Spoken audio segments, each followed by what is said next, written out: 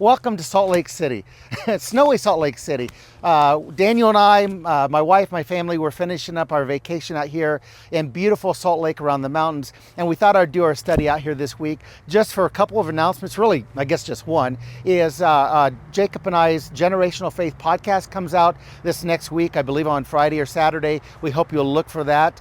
You can find that anywhere you can find podcasts, and I hope you enjoyed today's study.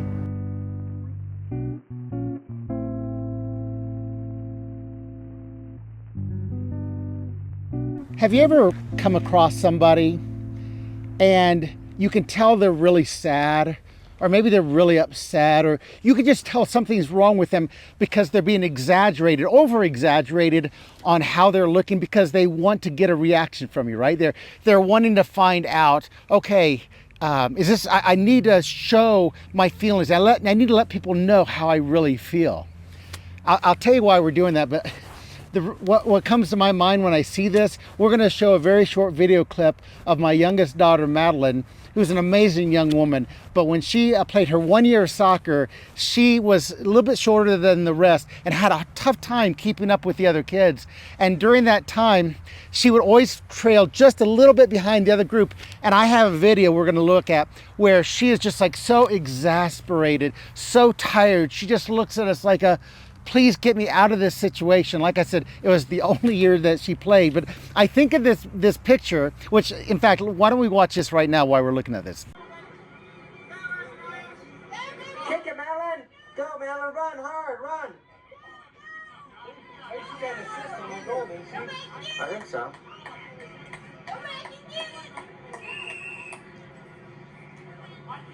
I have a videotape.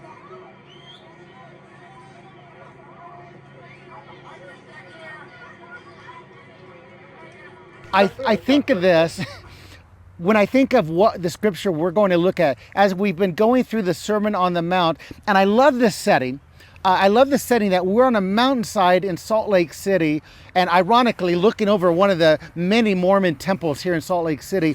But we're talking about the Sermon on the Mount, and this is really what Jesus would have looked like when he was on here. He would have come to a mountainside. He had all these disciples and apostles following him. He sat down and would teach over a large group of people outside one of the bodies of water. So we are up to Matthew 6, chapter 6, verse 16. And I love how he starts off. He goes, when you fast. So it's just like when he talked about prayer and when he talked about giving to the needy. It's not if you do this, but when you do this. This was expected of his followers to do this, become closer to God. So when you fast, do not look somber as the hypocrites do. And as Jesus so often did, he's pointing out the hypocrites, the Pharisees, the religious leaders that put on a show for people to see them, not to see God. And he does not want people to be focused on you. He goes, for they disfigure their faces to show others that they are fasting. So that's why I brought up the point where people try to look sad because they want the attention, right? And that's what the Pharisees were wanting here. They wanted the attention. He goes, truly I tell you, they have received their reward in full. But when you fast, put oil on your head, which was the custom at the time. Put oil on your head and wash your face, so that it will not be obvious to others that you are fasting, but only to your Father who is unseen. And your Father who sees what is done in secret, he will then reward you. So when we're talking about fasting, we do this. Some of you may be doing this during your Lent progress of getting closer to God coming up to the Holy Week and Easter. And I think when we fast, and I do this some, I don't do this as much as I probably should. It's about letting go of food or letting go of things that are necessities so that you can concentrate on God. So you're reminded how much you rely on God. And this was a regular habit, a regular sacrament of getting closer to your Father in heaven. Now, before we get to the next section, I want to tell you the story. I want to tell you of a story of a very rich man, a very old rich man who knows he's in hospice, he's getting ready to pass away. So he calls his three closest friends to his bedside to him. One's a teacher, one's a doctor, and one's an attorney. And he calls them to his bedside. He says, you know what? I have a dying wish. I'm going to give each of you $5 million. But when I give that to you, I need you to take half of that money and put it in my casket. I really want to have that knowledge of having that with me when I am buried. So it said, I'll give you $5 million. I want you to take half of that when I die and put it in my casket. So at the time of the man's death and burial, the three men come up, and the teacher comes up first. He says, I have to admit, when I saw that money and I saw all the students who are in dire need and troubles, he said, I could not give part of that money in the casket. I spent all of it to buy schools to help these children in need. Well, the doctor said, I'm with you. I understand. I couldn't do it either. I took the $5 million the man gave us, and I gave it to hospitals, to build hospital so that we could have help for those who need it. And the last man, the attorney, says, you guys are pathetic. I can't believe you couldn't give up your basic desires and needs for others to honor our friend's dying desire. He said, I can't believe it. So he took his check for half the $5 million and tossed it in the casket, so he was doing his good deed. Now, I know this is a lame joke, but this leads us into the next section, because Jesus talks about something he so often talked about in his ministry, and that is money, because he knew the concern and the way that money could draw us away from our love and our worship of God. So going on to verse 19. He goes, do not store up treasures for yourselves, treasures on earth, where moths and vermin destroy, and where thieves break in and steal.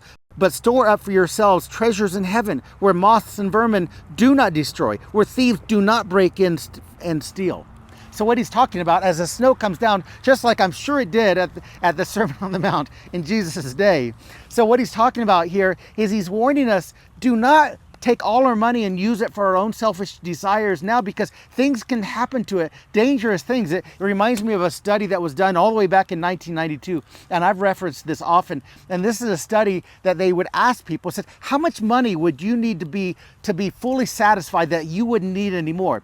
And they asked people in the 30 who are making about $30,000 or $40,000 a year, how much money would you need to be satisfied? And they said, man, if we had about $75,000, $80,000, we would be set. We wouldn't need anything else.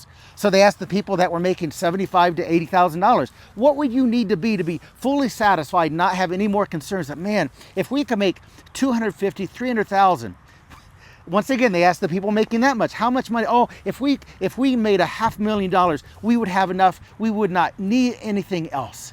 And so what it comes out to is they could not be content. Whatever they had, they felt like they needed more, because they needed to pay off the loans of things they'd borrowed. They needed to pay off other things, or they had other vacations they wanted to take.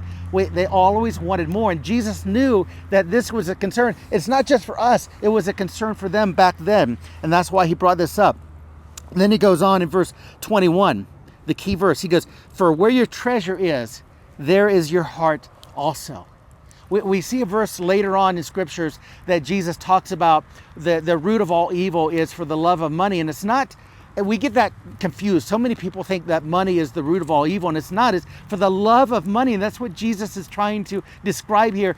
It's where we put our love, when we put our love into money versus our love into God, because that overcomes our desire, and that becomes an idol, right? It becomes an idol that we put above God and his commands for us. I want to end with verse 24 here. He goes, no one can serve two masters. Either you will hate the one, he's talking about money, and love the other, meaning God, or you will be devoted to the one and despise the other. You cannot serve both God and money. You see, we've got to make a choice. We've got to make a choice. And it does not mean, I know that's easy to get caught up into, like the rich young ruler, right? You know the story of the rich young ruler who did all the commands, and he says, I've done all these commands that you've asked, Jesus. What else do I need to do? And Jesus says, go sell all of your wealth and come back to me and serve me. And the man couldn't do it because he had great wealth. He couldn't give up his money. Jesus does not mean we have to give up everything we own, our house, our car, our job. What he's saying is we have to put him first above all that else. And it's so easy to think those riches more important than God. It reminds me of us having our swimming pool at our house. It took a good amount of money to put that in, but beyond our own comfort, yes, we do love that ourselves, but we have many church parties, we have many gatherings, we invite neighbors over, we're building relationships. So we're using that to do things that help build relationships that build the kingdom of God. so we can have money to do things, but it all has to go and glorify God. That is the whole point of us being here on earth. Are we worshiping? Are we glorifying God with what we have? Hope you have a great week. Like and subscribe.